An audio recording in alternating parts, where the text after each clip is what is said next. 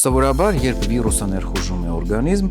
մենք չգիտես ինչի կենտրոնանում ենք հազիվ ու ջերմության վրա։ 39 եւ ավելի ջերմությունը անպայման պետք է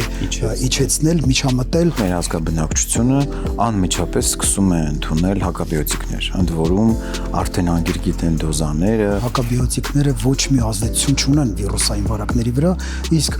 գոյություն ունեցող բոլոր սուրշնչական հիվանդությունները պայմանավորված են բացառապես վիրուսներով։ Անհարկի խմել հակաբիոտիկներ դա ուղղակի լրացուցիչ վնաս է հասցնում օրգանիզմին։ Հետագայում Աստված մի արածցե արդեն